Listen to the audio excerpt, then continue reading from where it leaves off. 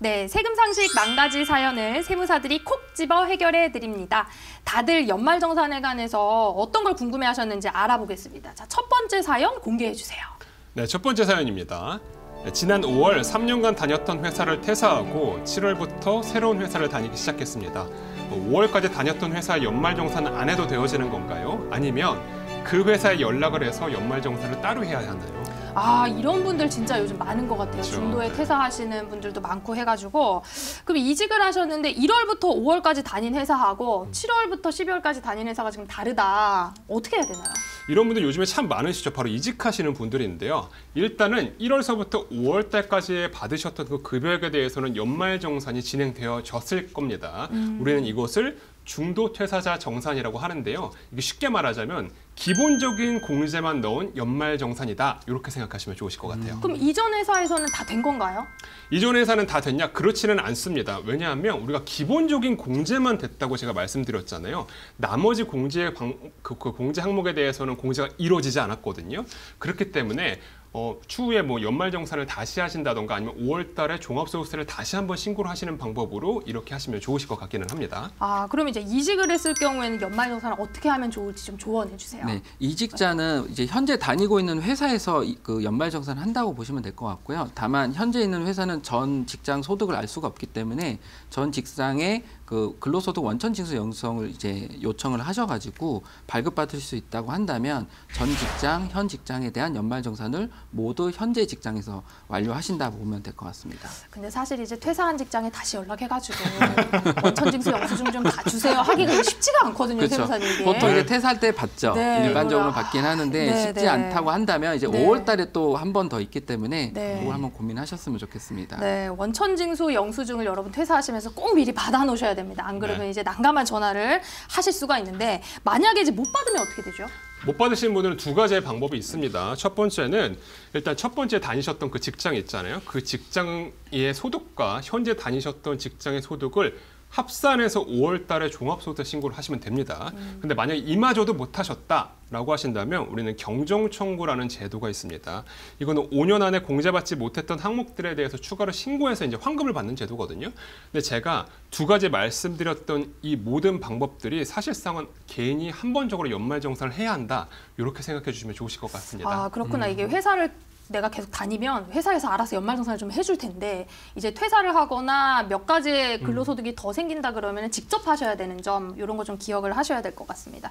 자, 근데 아까 우리 사연자분 보니까 1월부터 5월까지 다닌 회사가 있었고 7월부터 지금 이직을 했기 때문에 6월이 지금 한 달이 공백기가 있거든요. 네. 그럼 이때 이제 공백기에 어떠한 공제 사항에 대한 거를 썼다. 신용카드 같은 거. 그럼 공제가 가능한가요? 이게 사실은 이직하시는 분들이 가장 좀 놓치기 쉬운 부분인데요. 기본적으로 공백 기간에는 아무래도 연말정산 혜택을 받을 수 없는 항목들이 좀 있습니다. 뭐 보통 이제 우리가 이직을 하기 전에 뭐 병원도 가고 뭐 또 그동안 시간이 이제 좀 뭐 나니까. 시간도 나니까 여러 네. 가지 활동을 하실 텐데요.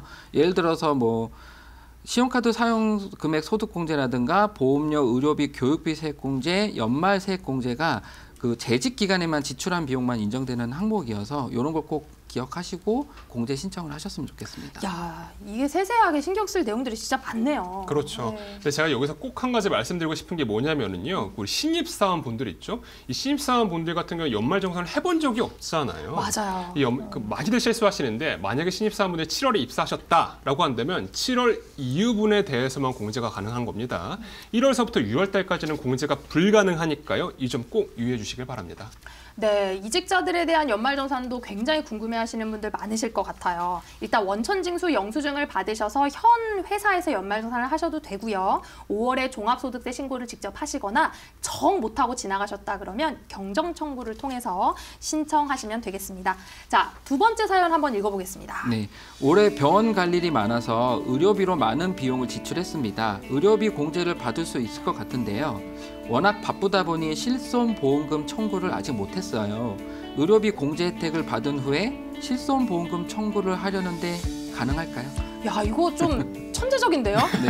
일단은 지금 의료비 공제 받고 내가 이제 보험 청구를 하겠다. 보험 청구 네. 늦게 해도 되니까. 네. 그렇죠. 네. 이거 좀 괜찮은 방법 같은데 세무사님 저는 지금 이거? 일단 결론부터 말씀드리면 의료비 공제와 실손보험금 중복 신청은 일단 안 된다고 보시면 될 것 같습니다. 의료비 공제가 실제 직접 지출한 비용을 대상으로 하는 건데 그 비용을 실손보험으로 받는다면 좀 공제가 어렵다고 보시면 될 것 같고요.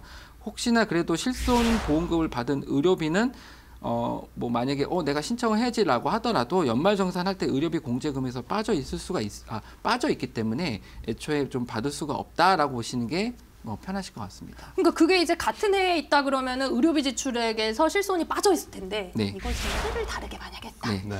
그래서 올해 공제 받고 한참 있다가 내년에 실손 신청을 하겠다. 어떠세요? 네, 우리 사연자분과 김하나 세무사님의 계획을 잘 알겠습니다만 국세청이 그렇게 만만한 곳은 아닙니다. 만약 실손보험금을 받았다라고 한다면 5월에 종합소득세 수정신고를 진행해야 됩니다. 만약 이 시기를 놓치시면 가산세가 나오니까요. 꼭 이 시기에 수정신고 진행해 주시길 바라고요. 결론적으로 말씀드리자면 실손보험금과 의료비 공제는 시기와 상관없이 중복해서 받으실 수 없다는 점입니다. 그러면 어쨌든 나중에 실손 드러나게 되면 수정신고 하거나 이제 연락이 가갖고 토해낼 수 있으니까 애시당초 그런 생각을 하지 마라 이렇게 말씀해 주시는 것 같아요. 그럼 이제 우리가 보통 이제 보험 중에는 암 진단비를 받거나 네. 이런 식으로 해서 뭐 수술비 보험금 이런 걸 받을 수도 있는데 이런 것도 세액공제가 될까요? 이게 중복해서 받을 수 없는 보험은 이제 실손보험만 해당이 되어지거든요. 네. 암 진단비, 수술비, 그다음에 교통사고 후유증에 대한 보험금 등 뭐 이런 것들이 있잖아요. 이런 보험금들은 제외 항목에 포함되지 않습니다. 그러면 이거는 이제 의료비 공제를 받을 때 포함되는 거는 실손보험금 하나고 이때 중복해서 하면은 가산세를 물을 수 있으니 여러분 조심하시면 좋을 것 같습니다. 네, 세 번째 사연 한번 읽어보겠습니다. 남편이 대뜸 방짜 요기 세트를 사왔습니다. 집안에 그릇이 넘치는데 왜 사왔냐고 물으니 세액공제 받으려고 사왔다네요. 방짜 요기 사면 세액공제가 되나요? 남편이 다단계에 속아 넘어가는 게 아닌지 의심스럽습니다. 아니 지금 이제 방짜유기가 나는 뭔지도 모르겠는데 이거 뭐 어디서 사는 거예요? 이걸 왜 사온 거예요? 방짜유기 세트하고 세액공제가 대체 무슨 연관이 있는 건지 알 수가 없네요. 저도 사실 이걸 잘 모르는데 네. 옛날 기사를 보니까 이게 예. 그거 같아요. 제가 볼 때는. 그거 뭐예요? 저도 그게? 같은 생각입니다, 선생님. 네. 그게 뭔가 방짜유기 사면 뭐 공제해 주는 게 있어요? 아마 뭐죠? 제가 볼 때는 이게 네. 그 세액공제가 100% 되는 제도가 있거든요. 그걸 활용하신 게 아닌가 생각됩니다. 세액공제 100%요? 그럼 네. 세금을 100% 깎아준다는 얘기인가요? 맞습니다. 이게 세액공제 100% 되는 이 혜택이 바로 고향사랑 기부제도가 있습니다. 그래서 고향에 기부를 하면 고향에서 답례품을 주는데요. 이게 원래 일본에서 조금 시작됐다고 저희도 좀 알고 있고, 근데 아마 이 본인의 그 고향이 이 기부한 고향이 방짜유기를 주시는 어떤 고향이 아닐까, 답례품이 아닐까 생각했었고요. 답례품에는 뭐 사과, 한우, 뭐 도자기 등 각 지방에서 나는 특산물들이 있기 때문에 고민을 하시면 좋을 것 같습니다. 그렇구나. 그러니까 방짜유기로 세액공제를 받는 게 아니라 네. 고향에 이제 기부하고 답례품을 받아온 그쵸. 게 아닌가 생각이 되는데요. 자, 그럼 고향에 어떻게 기부를 하는지 좀 알려주세요. 네, 그 고향사랑 이응 홈페이지나 각 지자체 뭐 사이트 또는 농협에 가서 이걸 신청하셔서 하실 수가 있고요. 근데 다만 내가 현재 살고 있는 고향은 또 그런 곳은 또 기부가 안 되고 있습니다. 그래서 제가 서울에 살고 있으니까 서울 외의 지역을 선택해서 진행하셔야 되는 거 꼭 기억하셨으면 좋겠습니다. 반드시 내 고향이 꼭 내 출생지여야 된다 이런 차원은 아니죠? 그건 아닌 것 같고요. 네네. 다만 이제 고향이라는 기준 자체가 제가 볼 때는 일단은 사는 지역 기준으로 먼저 판단을 하는 것 같습니다. 네. 그렇군요. 자, 그럼 기부를 하면 어떤 혜택을 주는지 좀 알려주세요. 우리 문재현 세무사님께서 잘 주셨다시피 100% 세액공제가 됩니다. 근데 모든 금액이 다 100%가 되냐? 그렇지는 않아요. 딱 10만 원 한도까지만 이제 100%가 됩니다. 근데 10만 원 초과 금액은 16.5% 지방소득세까지 포함한 금액입니다. 이렇게 세액공제가 적용이 되어집니다. 그러니까 웬만하면 좀 10만 원까지만 기부하시길 추천드리고요. 이게 방금 전에 말씀하셨듯이 답례품이 왜 발생하냐면 기부를 하시잖아요. 그럼 30% 포인트를 줍니다. 그 포인트 갖다 답례품을 구매하는 거거든요. 저는 개인적으로 이거 해서 한돈 받았어요. 뭘 한돈. 한돈. 네, 한돈 돼지고기. 돼지고기요. 맛있겠다. 어느 지역에 하셨어요? 어느 지역에? 그거는 말씀드릴 수 없고요. 너무 궁금한데.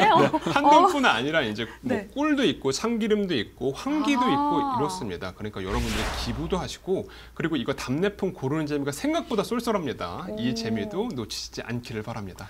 고향사랑 기부제 홍보대사 같아요. 고향사랑 기부. 야, 이거 좋은 것 같습니다. 연락 기다리겠습니다. 네. 10만 원을 기부하면 10만 원을 그대로 세금으로 돌려준다. 그런데 더불어서 3만 원의 답례품까지 준다. 야, 이거 여러분 남는 장사입니다. 남는 장사니까 연말정산 전략 중에 하나로 고향사랑 기부제 생각해 보셔도 좋겠네요. 자, 기억하실 건 꼭 10만 원 이하로 하시라는 건데 더 해도 사실 되긴 되잖아요. 네, 맞습니다. 네. 우리 네. 지역을 위해서 더 해도 되지만 이제 공제가 그렇다. 자, 이제 마지막 사연 한번 읽어주시죠. 네. 주택 전세 자금 대출을 받아 아파트 거주하고 있습니다. 대출 원금과 이자로 매월 100만 원이 나가고 있는데요. 이것도 연말정산 때 공제받을 수 있을까요? 전세자금 대출 원금과 이자도 공제가 되는지 묻네요. 이거 되나요? 네, 일단 무주택자는 당연히 되고요. 이 아파트가 85제곱미터 이하가 되면 소득공제율 40%를 적용받을 수 있습니다. 이 사연에서 보면 매달 100만 원씩 뭐 내셨다고 하셨으니까 1년이면 1,200만 원이거든요. 그럼 1,200만 원에 40%면 480만 원입니다. 근데 이 금액이 다 되냐? 그렇지는 않아요. 이게 한도 금액이 400만 원입니다. 딱 400만 원까지만 인정이 되어진다는 거죠. 만약에 사연자 분께서 15%의 세율을 적용받는다고 하신다면 약 지방소득세까지 포함해서 66만 원 정도가 이제 절세로 효과를 보실 수 있으실 것 같습니다. 혹시 대출을 받으신 분들이 있으시다면 이 혜택 놓치지 않기를 바랍니다. 네.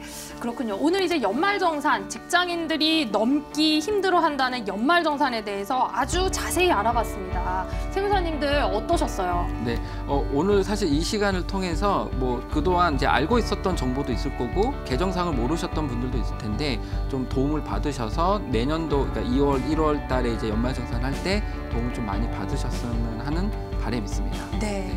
저희가 오늘은 세금에 대해 연말정산만 했는데 모든 분들이 2024년도에 다사다난한 일들이 있었잖아요. 이 모든 일들을 한번 정산을 한번 해보시고 2025년도에는 정말 좋은 일들만 가득하시길 바랍니다. 우리 문영진 세무사님께서 저 합쳐줬죠. 네, 고맙습니다. 네, 저는 이렇게 머리 많은 분 좋습니다. 문지한 세무사님과 전영진 세무사님 제가 합쳐서 문영진 세무사님이라고 했는데 세무사님께서 마무리 멘트까지 아주 멋있게 해주셨습니다. 맞습니다. 여러분 연말정산이라는 거는 1년 동안 우리 가족이 또는 내가 써본 소비들을 모두 정산을 해보면서 한번 점검을 해볼 수 있는 기회도 되는 것 같아요. 물론 이제 세금 혜택도 받으시는 게 당연히 중요하시겠지만 어떻게 내가 소비를 하고 있었는지, 내가 빠진 건 무엇이 있었는지, 노후 준비는 또 어떻게 하면 좋을지 이런 전반적인 인생 설계를 한다 하는 생각으로 준비해 보셨으면 좋겠습니다. 자, 평상시에 세금 고민이 있으셨다면 샵 3772번으로 사연 보내주세요. 방송에서 속 시원하게 해결해 드리겠습니다.